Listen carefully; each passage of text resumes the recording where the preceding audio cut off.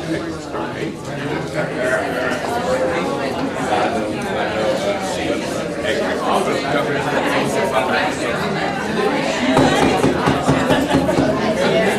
the order, please stand. What I'd like to do is take a moment of silence for the victims in Pittsburgh, and then we'll say the Pledge of Allegiance.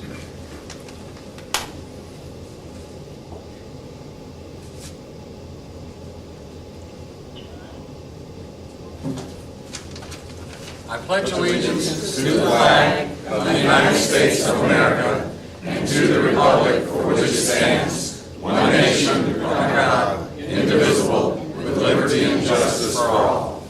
Thank you.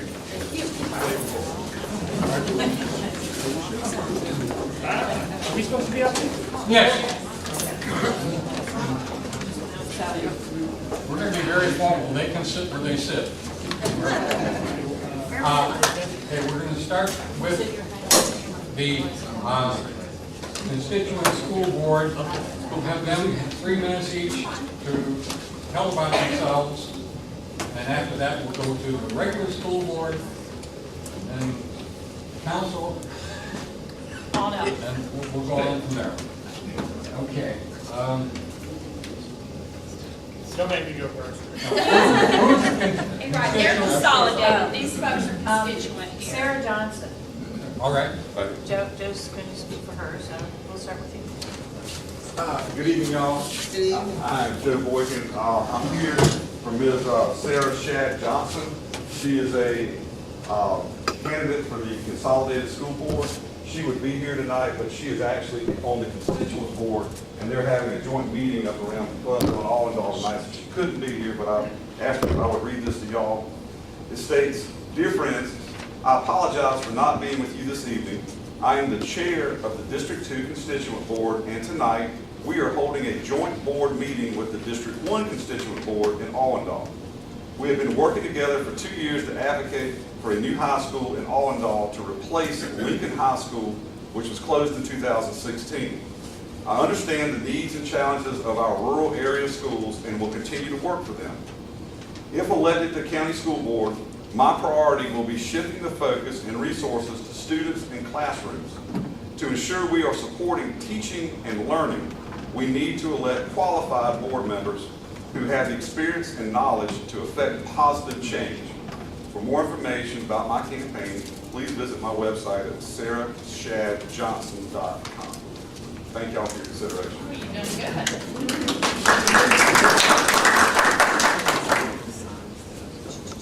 Cindy.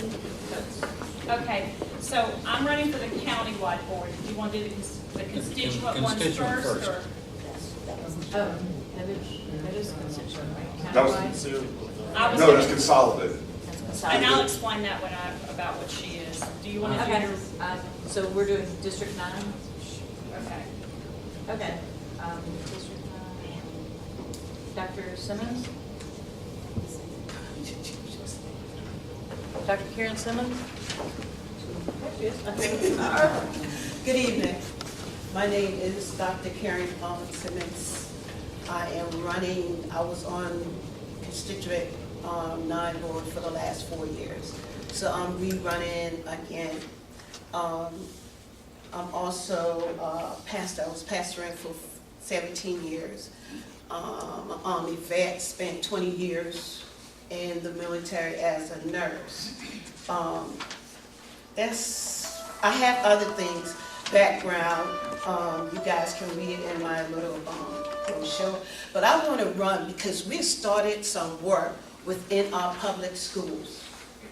And I want to make sure those work are done because our leaders for today and tomorrow, it starts with the preschool up until their college years. So I want to see things happen across the district in all of our schools because all of our children are important. You know, no kids are different from the next one. So that's why I'm running because I want to make sure that things are done right within each of our schools and make sure that we have good quality education for our children, because education is very important. If you see my background, then you'll know why I am so set on education. Thank you.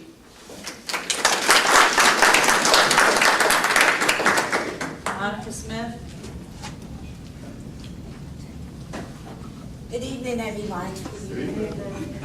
My name is Monica Smith. I'm rerunning for the School Board District 9. I have been on it for 8 years. I come from a background, I used to teach at Mount Zion Elementary. I taught there for 13 years. I got ill, and God blessed me to be able to be a volunteer. So I started going into the school. I didn't work, being a volunteer for my children, and I became a parent advocate for all those parents who could not come out.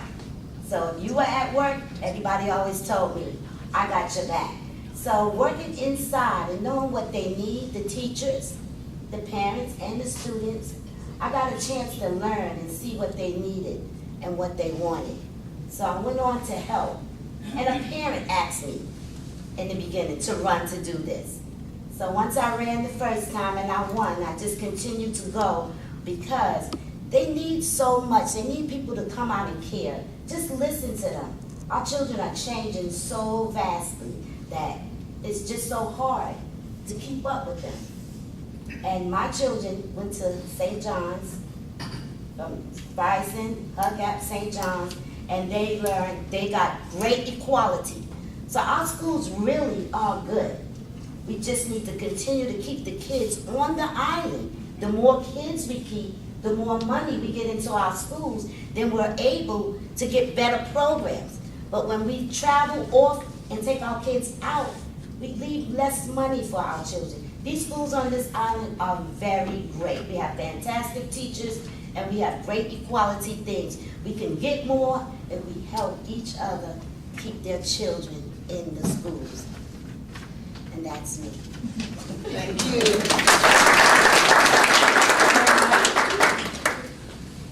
Good evening, everybody. I think we are allotted 3 minutes, but I'll try to stay within that time frame because I get kind of passionate when I talk about why I'm running, because I really believe in education and I really believe in the children in our community. So my name is Aaron White. I'm running for a constituent school board right here in District 9. I am from Guatemala Island. I went to Frierson Elementary, I went to Hot Gaps, and I went to St. John's. So I'm a product of District 9 schools. Just a little bit about myself. I graduated from Coastal Carolina University with a bachelor's in psychology, and I have a master's degree in social work. I am a licensed social worker and a licensed therapist. For about 3 or 4 years, I worked with children throughout the Tri-County area. I was a supervisor for Child Protective Services, so I worked with children throughout our Tri-County area. But I also volunteered in our schools, mainly St. John's, and that's when I began to develop a love for the children in our community and wanting to assist in moving our community forward. My wife is here today. I want to introduce her. Her name is Shakina Patterson. Shakina Patterson White. She's also from Johns Island. She's a teacher. We're both products of District 9 schools. So why do I say that? I say that because we have an amazing community. We have an amazing community that invests in education, and we have to continue that. I'm young. This is my first time running, but I have the passion and the drive to make sure that our education system on the island is the best education system that's possible. And that's because the children on our island, they deserve the best quality education possible. I believe that this community is a gem. It's not like any other community anywhere else. And when we begin to invest in education and begin to keep children on the island, we keep money in our district. And we also improve the quality of our schools. So many people are sending their children off of the island to other schools, but we have to keep them here in order to improve the quality of our schools. We have amazing parents, we have amazing children, and we're on our way to having amazing schools. I ask for your support and I ask for you to vote for me on November 6th. Continue to pray for me as well. Thank y'all so much.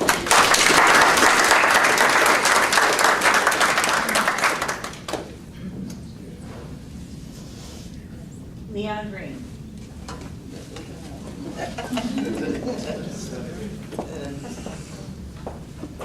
Good evening. Good evening. My name is Leon Green, and I have been on the school board before.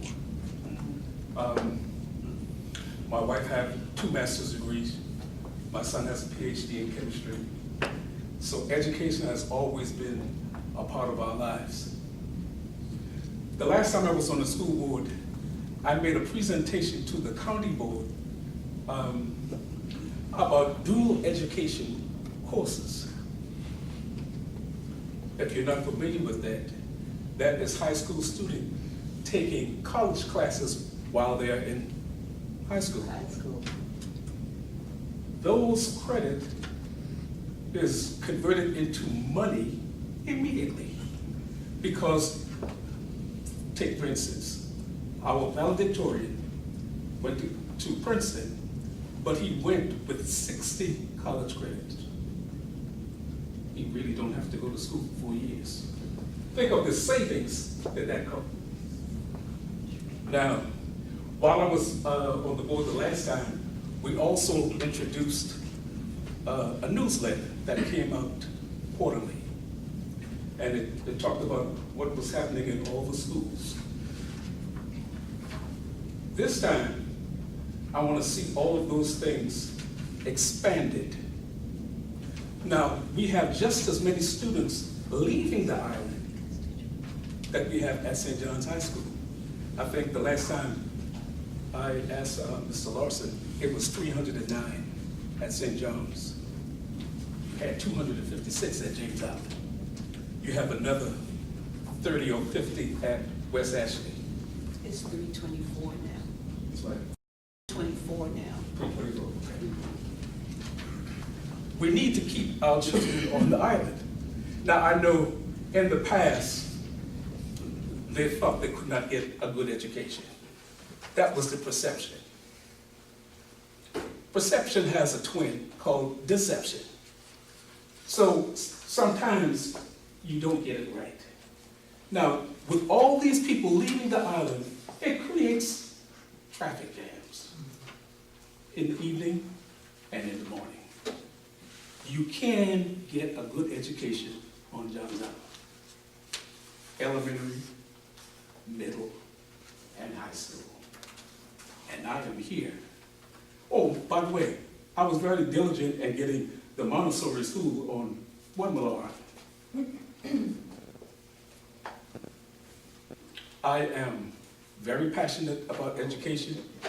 It runs in my family, and I'll work for you. Thank you.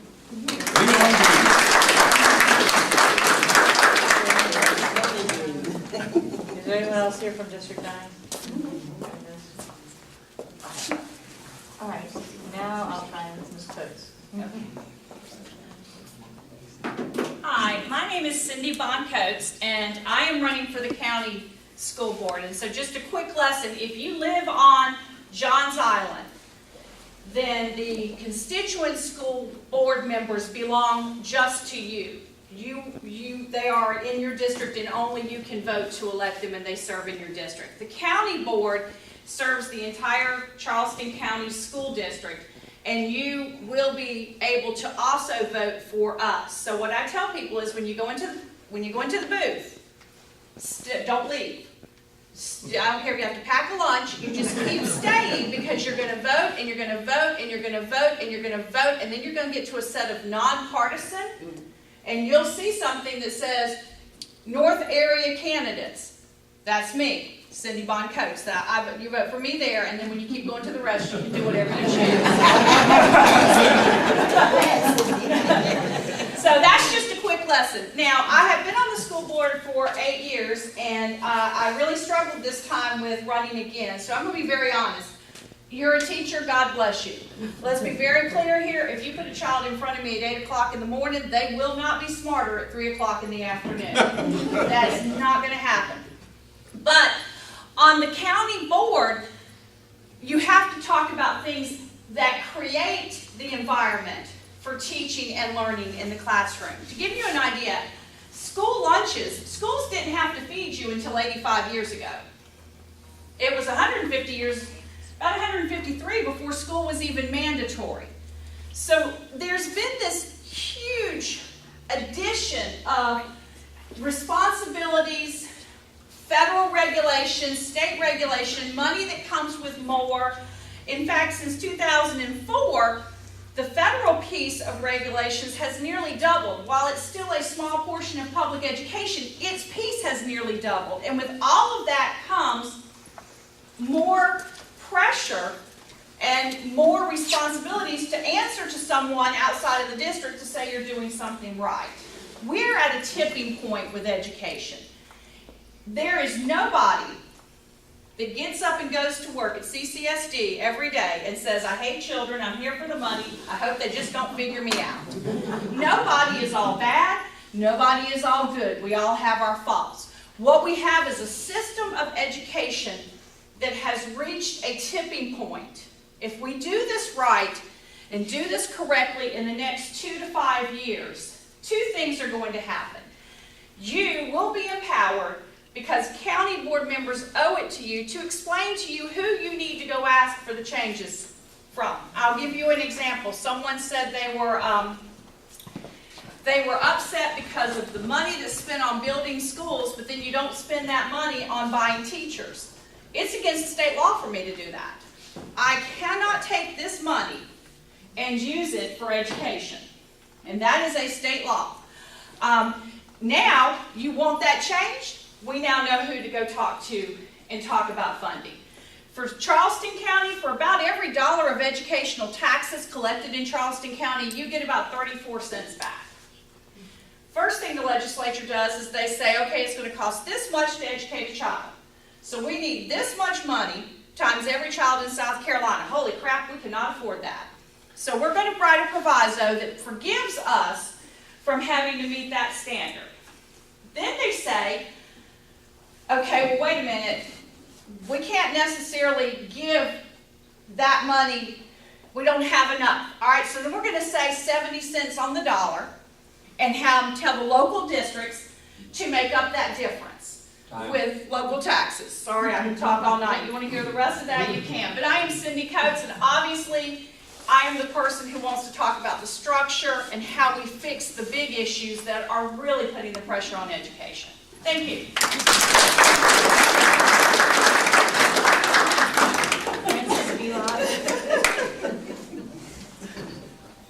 Good evening. My name is Francis Marion Baylot. I'm running for the, God, I get so mixed up. I mean, who understands this? Who's ever seen anything like this? Most people walk in the ballot, they don't understand it. It took me a long time to figure it out. And once I did, I decided to run and rail against it. But that's not what I want to talk to you about today because I don't have enough time, like Cindy said. I want to talk to you about a specific issue that's near and dear to my heart. I was born to a teen woman, 17. I had a hard time coming up, and my dad was in and out of our household.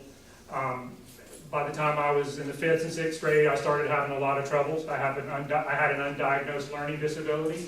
I was sexually assaulted by an older kid repeatedly. And by the time I got to the 7th grade, I couldn't do anything.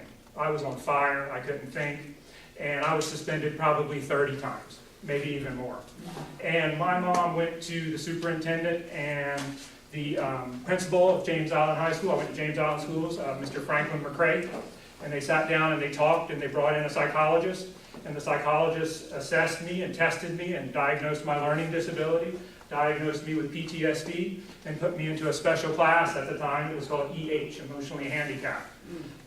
And Brad Killian was my teacher there, and I was there for 2 years. And during that time, I received mental health treatment and education at the same time. I eventually mainstreamed. I went to James Island High School. I went to the University of South Carolina, and I studied psychology, and I went on to graduate school at Johns Hopkins, where I studied developmental psychology. And I've spent the rest of my life helping kids like me in various circumstances. That includes mental health research on clinical trials. That includes pediatric oncology and interventional radiology. I currently work at MUSC. By the way, MUSC does not endorse me or anything I say. Say that. So this is another area where I want to pay back, where I want to apply some of my expertise to bring more mental health treatment into every single school. Because in visiting the schools, which I've done during this campaign, I found a huge disparity between schools that have walk-in mental health, literally, hey, something bad happened last night, let's talk. They walk in. To other schools where you have a 30, 45-day waiting list. If I would have had to wait 30 or 45 days for my mental health treatment, I would not be standing here right now. So I'm here to stop that and make sure that we have as much as we can and a lot more moving forward. So I'll stop there. And, thank you very much.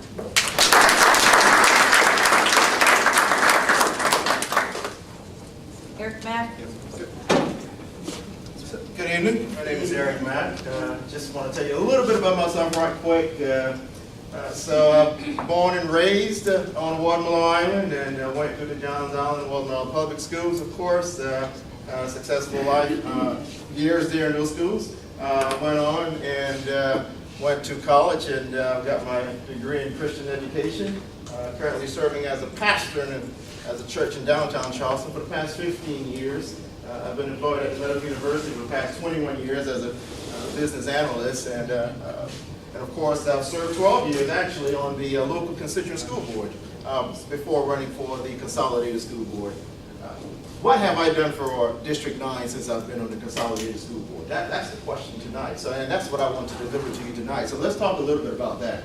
What have I done? How have I served you on that level? Well, let's look at the at E.L. Friesen, and I thank Cindy Von Coates, who have served me for these last 3.5, 4 years, helped me push the funding through to secure money to make E.L. Friesen into a Montessori school. If not, those probably would have been closed today. So pushing that initiative has been a great effort for D9 schools.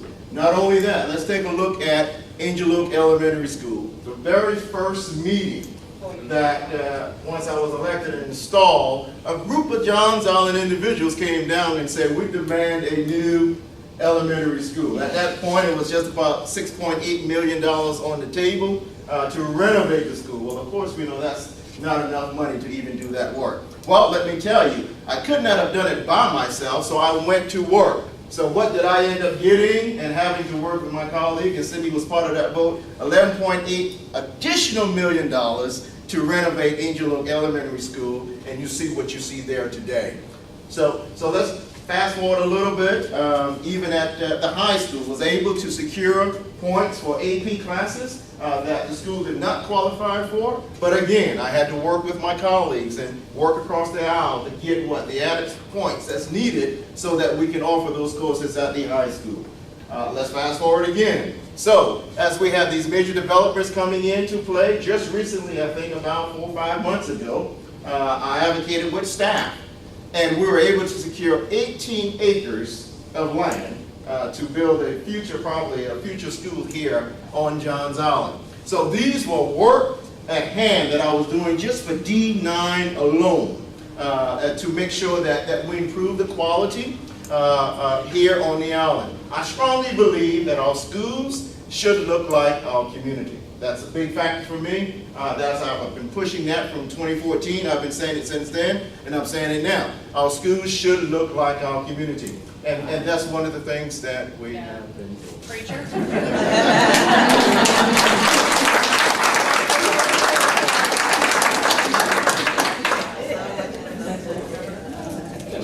Stephanie Galloway-Paisley with Program. Good evening. One thing, after she gets done, she can take questions from there. Okay? All right. Good evening. Before I go further, everywhere I go, I always acknowledge my Creator, because I am a believer. And I feel that He is worthy to be acknowledged. And wherever the road, I have lived long enough to know that wherever the road is crooked, He will make it straight. So I appreciate you allowing me to do that. I am the Honorable Stephanie Ganaway Paisley. I am a candidate for Charleston County Probate Court Judge. I'm a retired, I am not a lawyer. I am not a lawyer. In the state of South Carolina, to serve on the probate court bench, you're not required to be a lawyer. However, I'm a retired judge. I served on the bench for over 12 years in the state of South Carolina, where I was appointed by the governor, confirmed by the Senate. I interpreted both civil and criminal law. I am currently a psychology professor at Trident Technical College. My background is in psychology. I have a bachelor's degree in psychology. I have a master's in counseling with a concentration in mental health. And I'm currently writing my dissertation for a PhD in psychology. I have completed my coursework and expect to be completed with my dissertation that I've been writing now for about a year and a half, by June of next year. The reason I decided to run for a Charleston County Probate Court Judge is because I've been through the probate court. I lost my husband in 2002, and at the time that he passed away, we had a very young son who is now graduating from college. By the time he was 7 years old, and I found the process to be quite challenging. It was mystified, there was lack of information, and I had to retain counsel to move through the process. Once going through the process and being on the road, traveling throughout the county, I learned that I was not the only one that had some bad experiences by way of lack of information and not knowing what to expect when you go through probate court. What we want to do is to make sure that the citizens understand what the process is. We want to demystify the functions of probate court. We're not going to require citizens to come to downtown Charleston because the probate court serves citizens throughout the county. So it's quite challenging for someone from Walmart, Island, and or Allendale to travel to downtown Charleston, which is another expense on the citizens. Since we are public servants, we will come to the public and serve citizens where they are by way of bringing information to neighborhood associations, church workshops, and partnering with other agencies to get the information out. I am very compassionate about two other courts that are housed in the probate court, which is the mental health court and the drug court. I understand mental health. I have over 2,000 hours in it, and I have a degree, a master's degree in it. I also understand drug addiction. I understand the effects of drugs and how it affects the human behavior and physiology and psychologically. I think it is important that people who have been diagnosed with a mental illness and or drug addiction are not sent to jail. I think it's important that rehabilitation is taken into consideration. Time, yeah. Okay, it is my time. So what we want to do, we want to simply reduce recidivism by giving people the treatment that they need and not giving them jail. Yes. We'll take 10 minutes for questions. Are there any questions? Yes, sir. What do you think is the most important role of the probate court? I think the most important role of the probate court is to give the public information by making sure the public understand what the functions are in the probate court, making sure that internal controls are put in place, so when there are guardians and conservators that are appointed, that the conservators and guardians understand their role and that the judge is monitoring the open cases.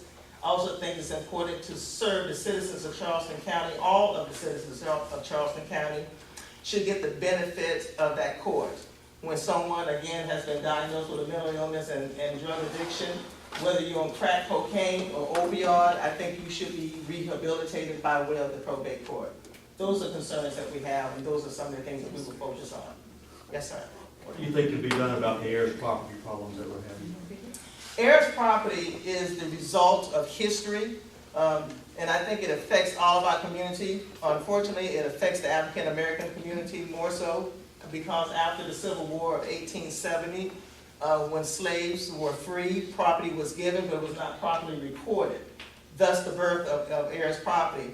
But what we want to do is partner with other agencies and communicate with the citizens in Charleston County. I'm also a certified civil mediator. I do mediations for DSS. I know that mediation works. I did mediations for DSS and family court for over 2 years, pro bono, meaning I didn't charge anything. I simply gave my services to Charleston County. But I think when people understand the advantages of having a will and bringing families together to try to resolve the problem by way of information, I think that would be a step towards reducing a long-term effect, which is on heirs' poverty. It's about awareness, and it's about communication, accountability, and transparency. So no legislative type of solution? I'm not sure if legislature could be. That would be at the hands of a lawmaker. I think more so now, partnering with different agencies will bring about a resolution to heirs' property, in my opinion. Thank you. Thank you. Let me also say this, I hate to run, but I do have another engagement in North Charleston that I need to be at, so I do appreciate your time, and I ask that you consider me for your vote on November 6th. Thank you all very much.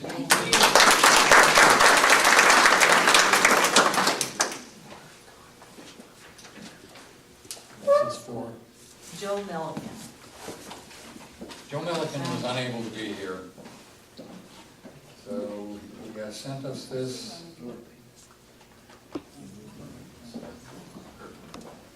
I'll start at the top. Mary, I will not be able to make it tonight. It is the last night before fall break begins at the College of Charleston. I have to pay for an additional assignment due by midnight. I was hoping to have this done prior, but due dates and exam dates keep shifting due to the storm days law. It's been a difficult decision for me to weigh school versus political activities, but most of the semester I've been able to juggle it. But tonight, unfortunately, I must put school first. Thank you for the invitation, and I hate to miss this opportunity to speak and meet District 9 voters. I hope voters can visit my Facebook page and website at millikenforcouncil.com. I'm opposed to the extension of the Mark Clark due to its environmental impact and the $305 million shortfall in funding. I'd like to see county fix flooding first and fix our roads first on Johns Island specifically. Needed badly is the Main 17 flyover, both the southern and northern sites of the Maybank, Pitchfork, and other intersection projects would take priority, in my view, over the 526 extension. I am passionate about rural greenbelt preservation, increased public transportation options, including bus rapid transit. We need more affordable housing in Charleston County. Zonings and building regulations badly need to be revised to address the negative impact of overdevelopment on Sea Islands. I don't know if you're able to read this statement, but thank you. Joel Milliken. Thank you. Okay. He's not going to take questions. Should he have Okay. Well, good evening, and thank you all for being here. I know it is a huge deal to take your time out and learn about cannabis, so we all appreciate you being here, and thank you for the opportunity. I am running for District 9, which is Folly Beach, Kiowa, Seabrook, and James Island, and so many of you may be in District 8, which is Johns Island. But I still want to address you because I feel like the issues that affect us all. I am a proponent of the completion of I-526. I'd be happy to address that in further questions, but want to give you a little background before we delve into that. But on the other side of that coin, I'm also a proponent, and it's been my message since I started running in the primary earlier this year, of smart growth. It is very important that on the other side of any infrastructure coin that we are managing the growth that's going to take place in our community, because one thing we know is we can't close the doors of Charleston. And so people are going to continue to move here. We have a legitimate affordable housing crisis right now in the sense that people who live, work, and play can't live and work and play in the same area because they've got to travel to homes they can afford. And so we have to address that issue, but it's got to be in a way that makes sense. And by that, I think we need to address it through zoning and planning and intentional efforts to make sure that we aren't letting growth go rampant. Now, I have a unique perspective on that, having grown up on James Island. I watched James Island grow. I watched the connector to Charleston be built. I watched how we grew from there, and it can be done appropriately. I moved out to Johns Island in 2005 after law school, and I watched growth unrestricted with absolutely no infrastructure improvements. that is irresponsible governance to try to restrict development by not giving people what they need in an area. And so I believe the return on investment for the 526 completion is absolutely worthwhile. And not only that, I believe it's necessary for the residents of Wagalaw, Kiowa, James Island, Johns Island, and even the improvements that will make West Ashley. So I think it affects 3 districts, which is a third of Charleston County. So that's where I stand on the smart growth, of course, and roadways. And lastly is sound leadership. I ran on a platform of making sure that our constituents' voices are heard, and I particularly will be representing District 9, but again, with the interests that are related to District 8, I feel like it's important that I advocate for you as well. And so they will be my 2 primary areas, and so whenever you have a need, I hope you will call me if I'm as fortunate enough to be elected next Tuesday. And along that lines, I hope you will vote for me on Tuesday if you're in District 9. Thank you. Are we taking questions? Any questions? So I'm happy to answer any questions. Yes, ma'am. So one of the concerns that I have here in District 8 is that we have no medical facility here on this island, besides our fire department. So, what's your feelings about that? And how we discuss it? Now, are you looking for like an emergency, like a doctor's care or a hospital or? Right, a doctor's care. There is one on James, and thank God the Mason one came back as a different identity, but at least it's Roper. We have nothing here on this island for our kids except emergency fire department people if it's, you know. Yeah, and that issue is 2-pronged. So there's emergency services, which I absolutely believe need to be enhanced out here on the island, particularly those for farther out, like Wagalaw and out towards Kiowa and Seabrook, because those areas are difficult to get to, and even with consolidated dispatch, sometimes, if you have EMSs or whatever on the other side of town, it takes a while to get to it, which I would just segue and say that's another reason it's important to have roads that we can get out here and get to people faster. But along the lines of introducing a medical facility, I would hope with the growth that we have and as we manage it, particularly in the new, and I'm not sure if you attended the meeting, but there's a new Maybank Corridor Overlay District that they're working on, that they will implement some zoning that will allow for that type of facility to be here. But I do agree that with the population upwards of 25,000 now, that's an important piece of the puzzle. Yes, sir. Have you signed Dr. Bill Dustin's petition for a moratorium on growth on Johns Island? Have you seen his presentation on flooding? I have not. In this room? I actually, and I've been in meetings where he was here. Yeah, here's Rich back there. You were supposed to call me, Rich. You were supposed to do that. Do you support the moratorium on growth I don't on Johns support. Island? I don't support a moratorium because I believe Do that not a support moratorium. voting for that? I do not, because I believe that putting a moratorium on things just delays the inevitable. And even if we stop development today, there are over 5,000 permits for residential units right now. So Okay. development wouldn't stop. So you don't mind us heading towards overpopulation? No, it's not that I don't want. It's not that I want overpopulation. I believe that needs to be controlled through zoning and appropriate permit letting. It is not. Yeah. Yes, sir. I have a question about 526 again. Yes, sir. I consider that kind of like a venture capital investment in a way. And most venture capitalists that I've talked to, they say, I have a feeling about this, but this guy in the back seat here, he's got to be satisfied, and he's my accountant. Okay, and $750 million into a single road of a few miles seems to me that it doesn't maybe pass the accounting test for value for a venture capital type of activity. You brought venture capital up.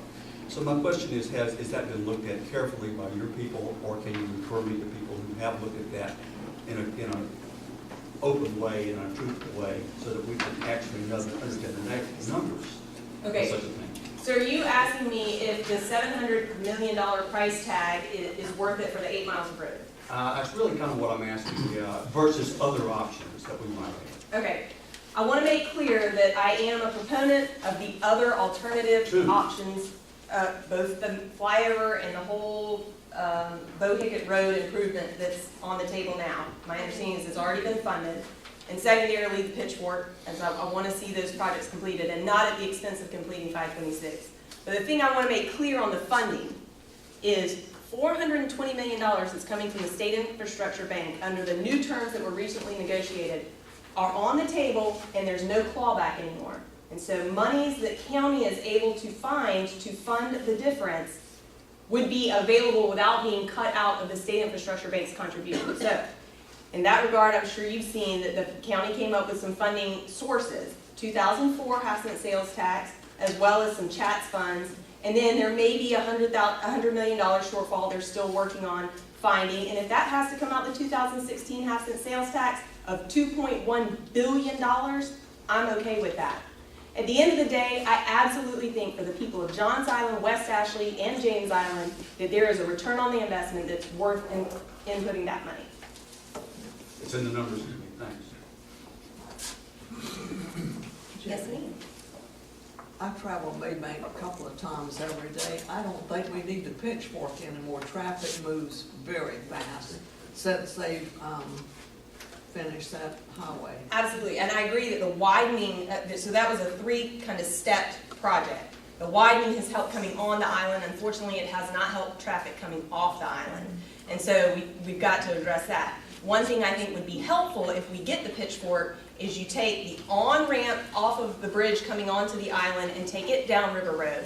And you bring another lane of River Road traffic that's coming from the south onto the bridge in a one-way pattern, so that the pitchfork actually goes in one direction the whole way around. I think that would help alleviate some of the traffic coming off the islands, particularly in the morning when it's so problematic.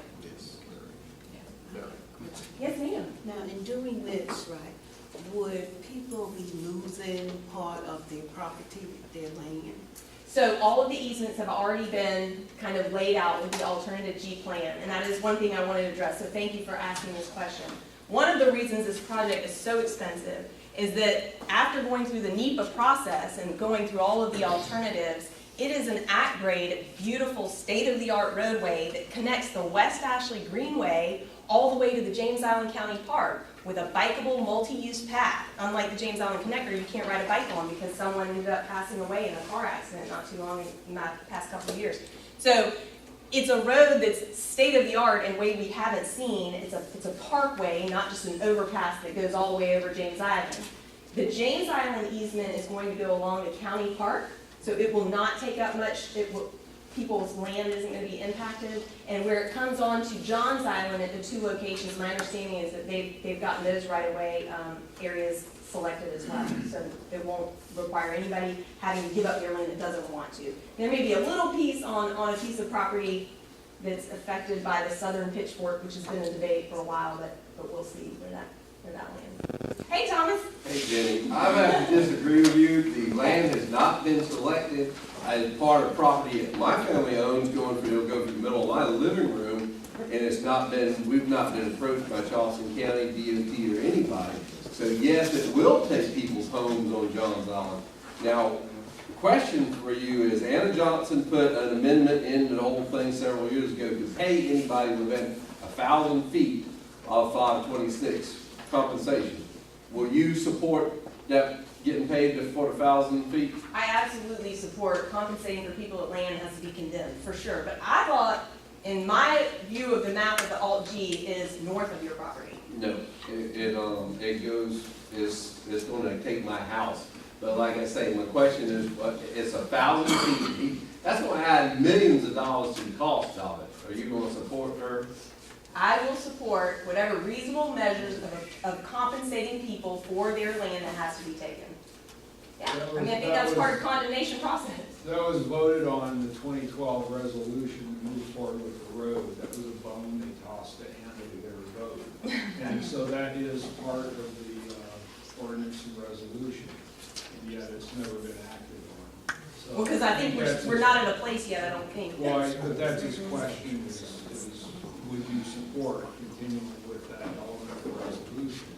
And my answer is I will support reasonable compensation for the condemnation of any land that's taken from the roadway. It's not the condemnation, it's the effects of the road on people within 1,000 feet. And going back to the point that you made to this lady here, part of the reason for that was that there are a lot of people who live on James Island in particular who would be affected by the road, not directly by having their land taken, but by having their quality of life diminished. And those are people who, going back to the question about heirs property and going to them after the war, it's a very complex issue, but the county did resolve to pay people compensation for 1,000 feet of road in 2012. So It's not taking the land. If you're within 1,000 feet, you're going to get paid for any damages you suffer. That's going to add mentally. And that's Anna Johnson's fault that that went into the thing, and the rest of the council, or the majority of council approved it. Yes, sir. Has the halfway through the curb property been paid for? No, it's my understanding the Southern Pitchfork, you're talking about Southern Pitchfork. And what about those ponds that are in the way that they, on the Southern Pitchfork? Yeah, I think the Southern Pitchfork is still not, the commitment to that financially has not been done. So they moved that off the G all over the place. It was supposed to come in down at Cane's Flat. I have the brochures from the workshop back in, what, 2006? Yeah. It's been a long time waiting on this. I've got brochures listed, and that they gave out maps, and I kept all of that stuff out of the newspaper. And now you're saying that all that's in concrete, it's all laid out in concrete. It's already a done deal, but you're saying all those easements are paid for? Oh, no, don't get me wrong, I think we had, my understanding was the easements, the area where the roadway was going to go had been laid My out. question is, where are you getting all this information from? And is it up to date? From the transportation director. Mr. Kennard? I'm sorry? Mr. Kennard? No, sir, Mr. Armstrong, Director of Transportation. It's up to date, all this is up to date information. Unless I'm being given misinformation. So the newspaper can publish that. That's right. So I live within 1,000 feet of I-526. I think it's going to make an awesome change for myself and my family.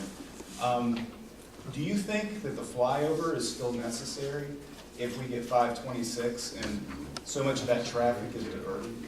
This is my concern about the flyover, and that's mainly related to the 17 intersection. And I do think it's necessary, not necessarily for the traffic alleviation I think it brings, but for the continuity in the traffic pattern. That is a deadly intersection. Those funds have been appropriated for that project. They're not coming off the table. So, I mean, I absolutely am not going to pull funds away from a project like that that's been appropriated, you know, to do 526. So, yeah.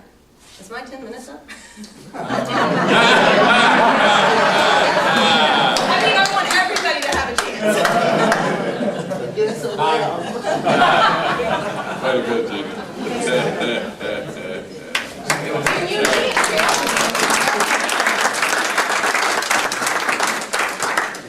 Carol O'Neill? I don't know, this is going to be tough to follow after Jimmy up here.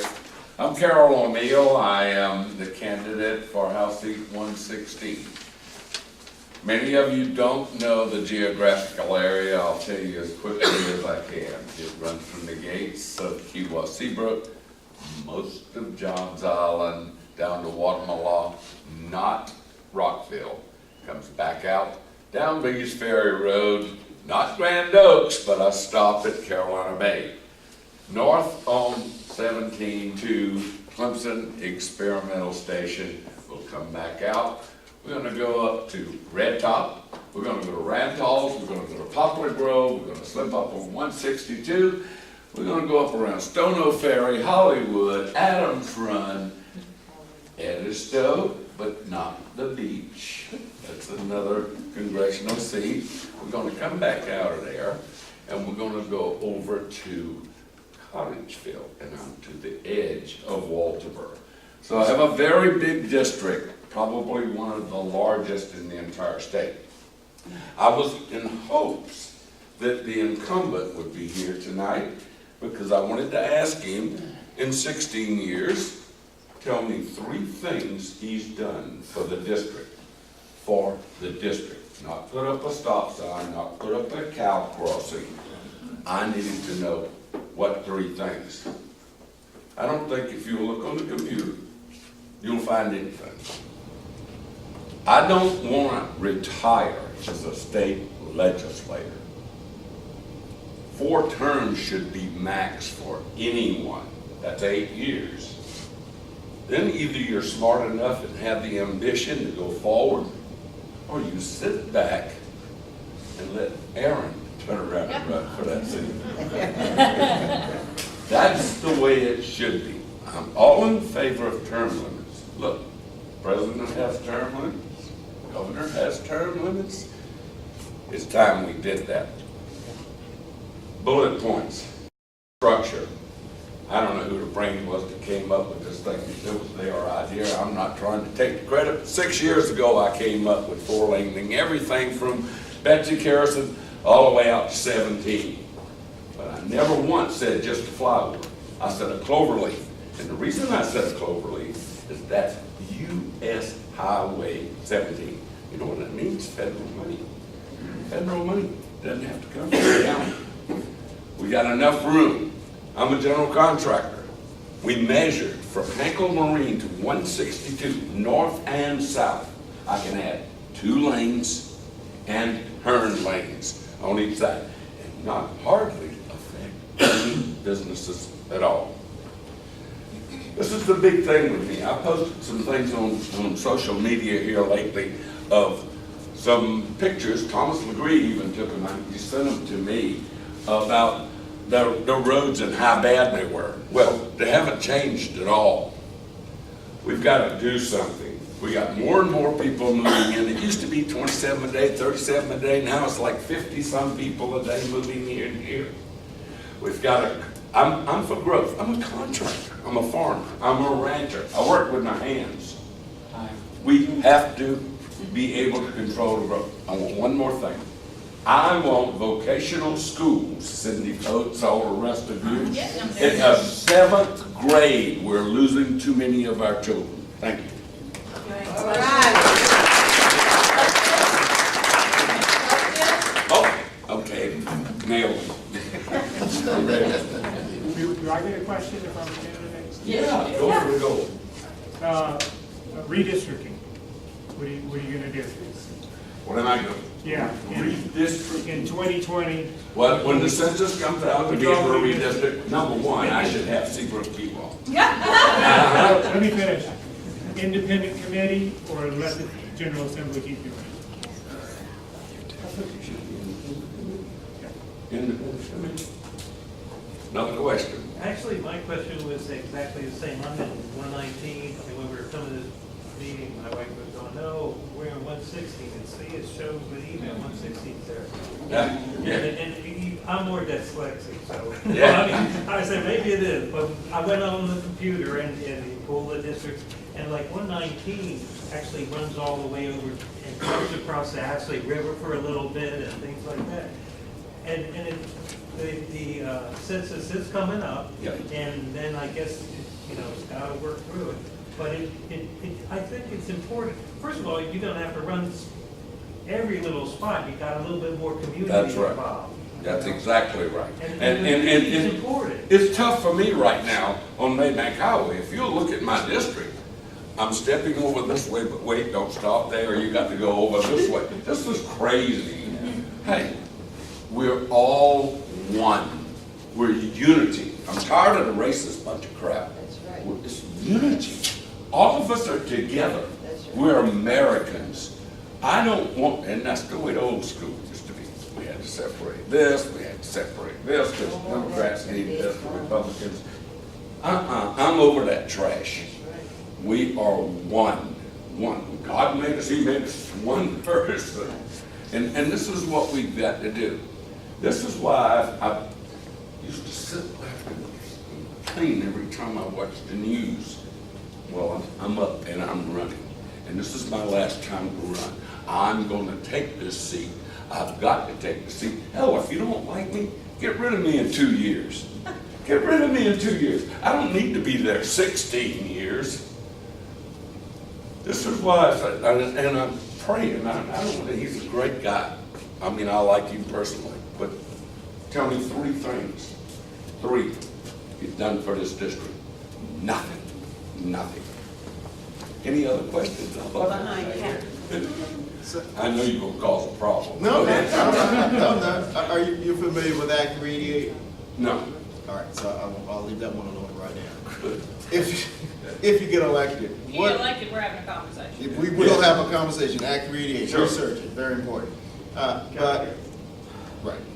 But what will you do as far as education is concerned? South Carolina talks about education, where we're ranking, but the number of pupil dollars that state allocate for education for the state has been at a lower rate for a period of time. You know, we have the lottery system. We talk about all of those. It's supposed to help as far as education is concerned. What are you going to do? What will you propose, or what ideas that you have to implement change for more funding toward K-12 education? Here's what we gotta do. This is more money, more money, more money. Make sure the money for education goes to education. Not 20 and 30%, Eric. We've got to use that money that we have allocated. I'm tired of a 1/2 cent sales tax here, a 1/2 cent sales. You know, to some people, when they go in the booth and they pull the lever, send it nothing. It continues on and on. And our children are not getting it. This is why I want vocational schools starting in the 7th grade. What are we going to do, ladies and gentlemen? Our car breaks. We need cabinets. If our car breaks and it came from Toyota, what are we going to do? Put it on a ship, send it back over there and say repair it for me? We have kids that are not college bound.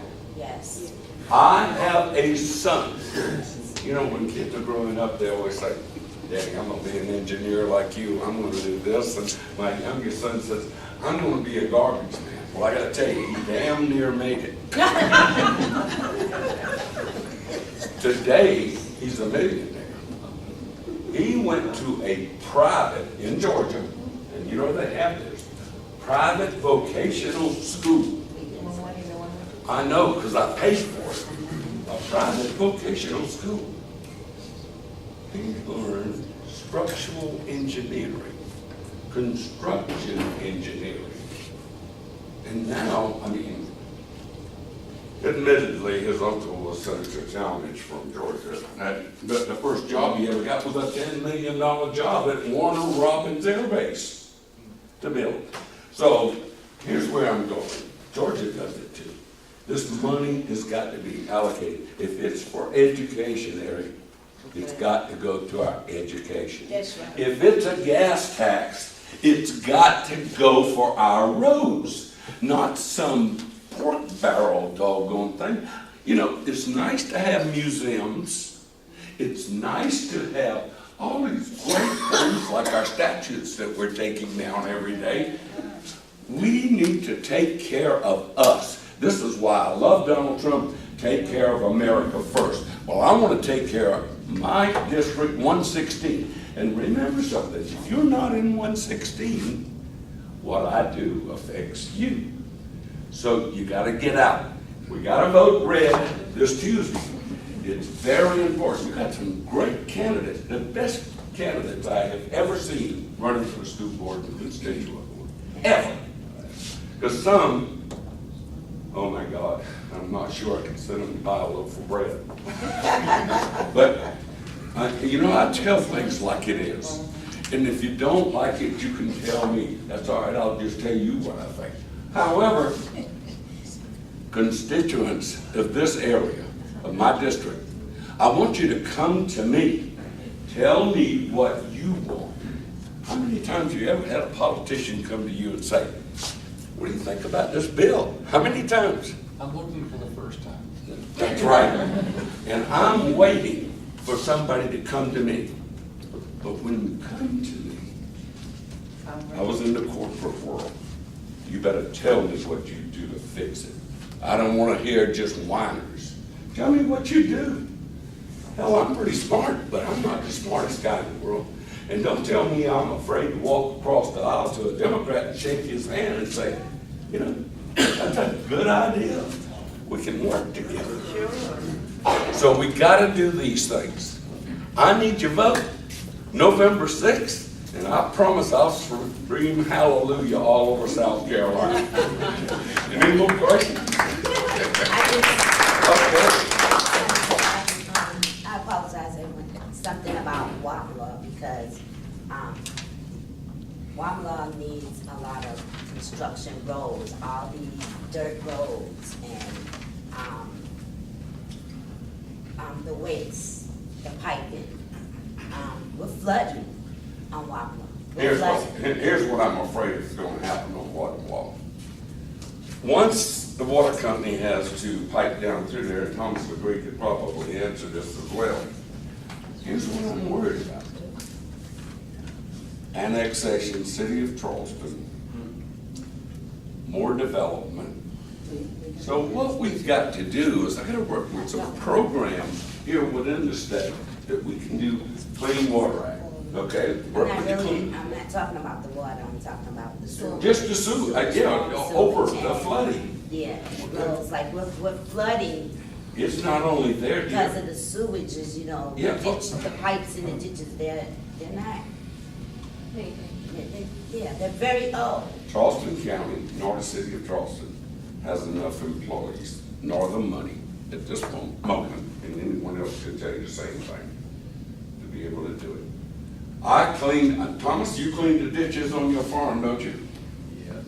So do I, because there is no one that's gonna come out there. I mean, until I cleaned mine here about 2 years ago, my cattle were walking in water to here, to the feedlot. That's not good. Well, I want to thank you all. Time, Thomas. Thank you all very much. Rich, let me say something right now, I didn't catch that, but St. John's Water Company is not taking water to Wamlaw Island, so think that's clear. Good. Okay. Gotcha. Hi, everybody. Katie Arrington is very, she wishes she could be here tonight. She's sad that she couldn't make it. There's a lot of things going on, as you can imagine, the week up to it. She was sort of double booked, so she asked me to be here and to talk to you guys for a little bit. So a little bit about me. I met Katie in 2016. I was about to go to law school, and my wife, who was here, Heather, she said, I know you're not working right now because you're getting ready to go to law school, but you're going to have to get a job before law school. And I thought, you got to be kidding me. She said, no, seriously, you have to get a job. So I found Katie's campaign, and I just asked if I could set up chairs for her. Maybe just distribute, I don't know, literature or something like that. And one thing led to another, and I became her campaign manager that quick. And I told her that I didn't have any experience in campaigning, but she said she didn't care. And it worked out pretty well. Nobody really gave us a chance to beat our opponent then, but we won. And so it was a really wonderful experience, and getting to meet Katie and learning about her and her family and getting to know her over time was a lot of fun too. So really quick, I'm in law school now. I'm at Georgetown Law School in Washington, D.C. I served for 8 years before I was a law student. I went to seminary, graduated seminary, was a pastor, and I'm from this area. I've been from this area my whole life. My family's from this area. So anyway, a little bit about Katie. Katie has been here a long time. She's not from South Carolina, but she's basically from South Carolina. She's been here long enough for her kids to be born here, to grow up here, to go to high school and graduate college here. And I love this thing, this guy, Mr. Green, I think it was you who said, there's the twin of perception is deception. Well, there's been a lot of deception with the perception surrounding this offshore drilling thing. I don't know, have you guys heard about the offshore drilling thing? Okay. So the 12-second clip that our opponent continues to recirculate over and over and over was the beginning of a much longer answer to a question at a debate with Mark Sanford. I was there. So I have the privilege of knowing what she was talking about. And while it may have been not the best way she could have put it the first 12 seconds, she could have put the first 12 seconds maybe a little bit better, the entire answer was really talking about not drilling, not oil, but national security. She went on to talk about China, which, by the way, she is an expert in cybersecurity and has been so for many years, goes to the Pentagon all the time before, of course, she was elected. So that was the whole answer was really about national security. But I think that our opponent, I don't know if we have a representative from Joe's camp here tonight, I'd love to talk more, but I don't really think they have much of a campaign because all they want to talk about is the drilling. And I talked to Joe about it this morning. I was at Groucho's in Somerville, and I got to introduce myself, and I asked him, do you really think that she was talking about oil? Because when you look at the science, you can go to the conservation websites, the Coastal Conservation League. There's no oil on the coast of South Carolina. If it were all drilled and refined, it could last the grand total of 24 hours. Nobody's going to spend the money to set up refineries off the coast of South Carolina to get the little of oil. So anyway, I'd love to talk to you more about this. I don't know what kind of questions I can take. Are we taking questions today? Okay, cool. I'll take your questions now. So, anything that you got about Katie's stuff?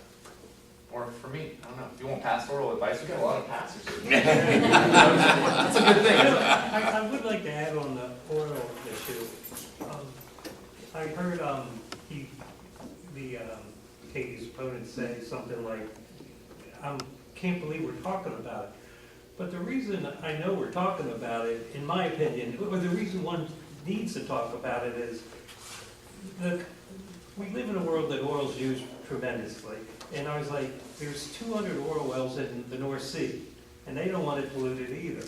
We don't need the oil wells off the coast, but the reason it brings up oil off, we have like 200 in the Gulf. Well, everybody knows about BP doing what they did, and being rushed in the project, making mistakes, and total disaster. And of course, the thought that would happen off our coast is just so traumatic. You don't even want to have a possibility. Well, how can you not have the possibility? Well, no oil wells, and that's a reasonable approach and all. But there's still going to be oil wells, off Africa, off Brazil, all throughout the country. And in the world, and so I believe your point too is that it's very unlikely that anything is economically viable, but it is an East Coast issue, and it's going to need to be decided. Well, Kate, I can assure you. So Katie has called. I've been in the room where Katie has been on the phone with the president, and with she's also talked to the vice president as well. There's been a verbal commitment that there will be no drilling. There will be an order that the coast of South Carolina is protected. Now, promises are great, but we want to see it in writing. And I heard the president say, "We're going to get the order. We're going to get the order." So that's going to happen, and I'm very, very confident about that. But I think the point is that Joe is, and I wish he was here to kind of defend himself, but Joe doesn't want to talk about the real issue, so he's got this shiny thing so that you can be distracted. The first thing that he said when asked at the debate, what's the first law that you're going to make when you get into office if you're elected? He said, offshore drilling. What was Katie's answer? Infrastructure. Yeah. That's obviously, I mean, if we really get into the nuts and bolts of his campaign, he doesn't want you to know about the tax cuts that are going to go away. He doesn't want to, he says that he doesn't want to support Nancy Pelosi, but let's be real. If he's elected, okay, and then the Democrats take the House, Nancy Pelosi's going to be the Speaker of the House regardless of what Joe does. And then if Joe says no to Nancy Pelosi... he's not supporting Nancy Pelosi. Stop. No, that's what I said. I said if he says no, if he doesn't support... Well, if you listen to your candidate, good Lord, you think those, that Joe and Nancy, I'm a Republican. Sure. So she needs to stop that. Okay. There are a lot of Republicans that are really upset about her incredibly divisive ads. Sure. Let me finish what I was saying, because I think you may have misheard me. What I was saying is, if Joe stays true to his promise, okay, that Nancy Pelosi, he's going to say no to Nancy Pelosi, that does two things. First, it doesn't keep her from being Speaker, because everyone else will vote for her. They're not. No, I'm saying everybody else in the Democratic Party. I'm in D.C. I worked for the Heritage Foundation last year. Nancy Pelosi I've been has in D.C. 16 years. I'm sorry. Okay. I have to take umbrage with this because there are a lot of Republicans. So you don't think that are Nancy really upset. Pelosi, let's just say the House gets taken by the Democrats, you don't think that Nancy Pelosi is going to be voted in? Absolutely not. Nancy disagree. Pelosi is not, you've got most, thank you, you've got most Democrats who are saying, she's done. I was a Republican before you were born. And I've been in politics and involved a long time. I do not appreciate it. I grew my beard out, so I'm looking a little bit older. I'm sorry, you're still younger than my son. So I do not appreciate her ads. Okay. They are.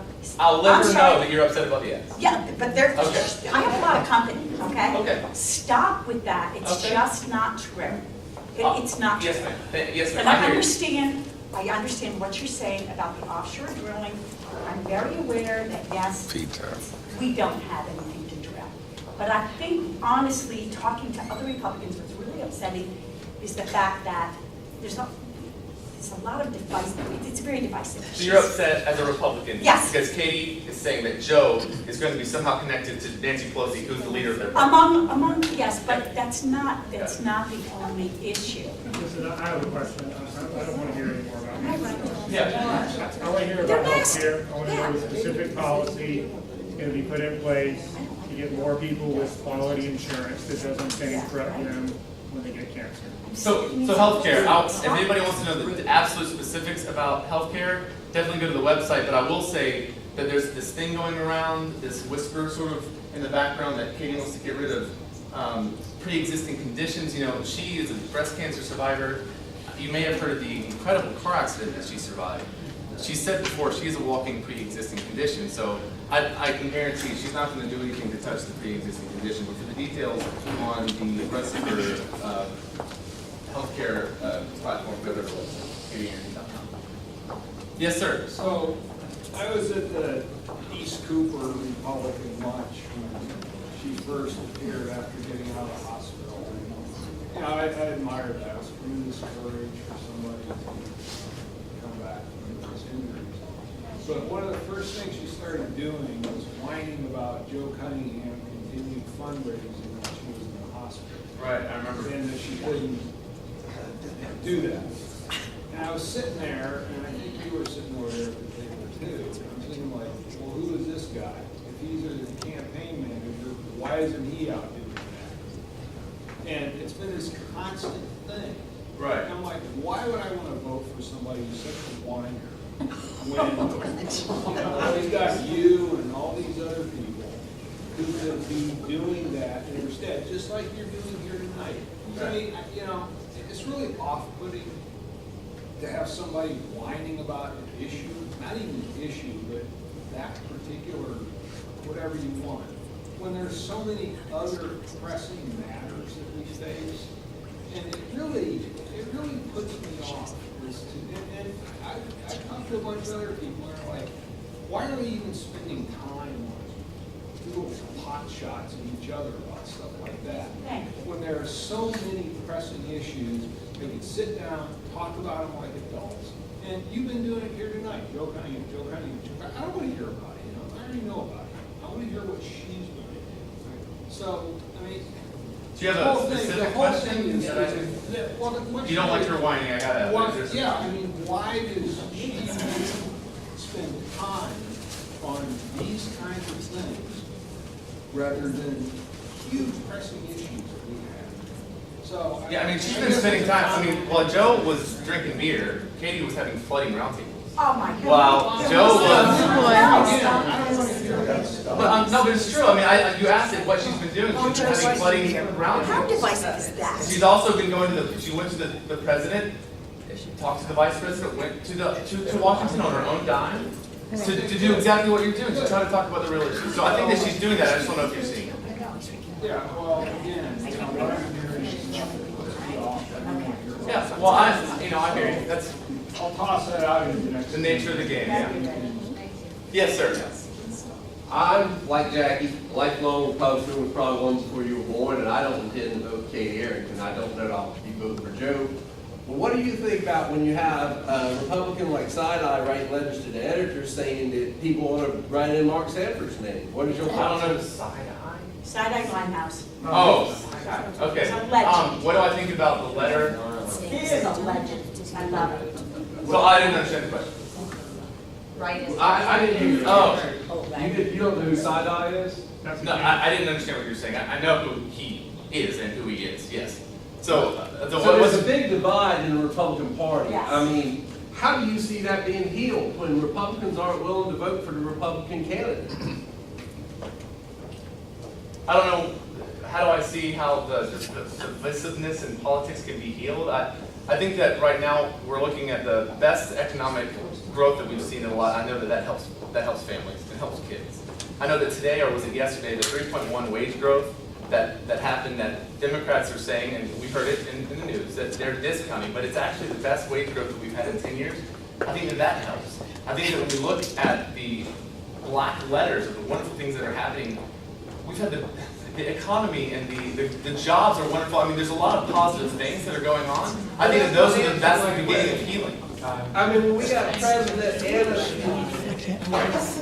I would love to talk to you guys more. Thank you for coming out. Is Joe's representative here? No.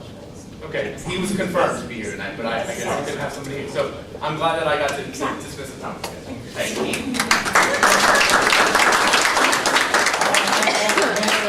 For being here and standing up for ourselves, and I think we do have a challenge on Tuesday, and I think we're going to vote for, and I do, whatever you do, get out there and vote for the person who I didn't vote for, okay?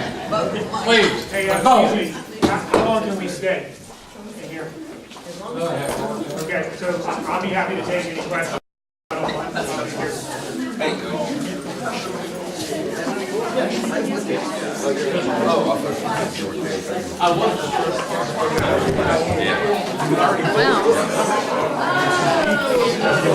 You made that. Thanks for being here, man.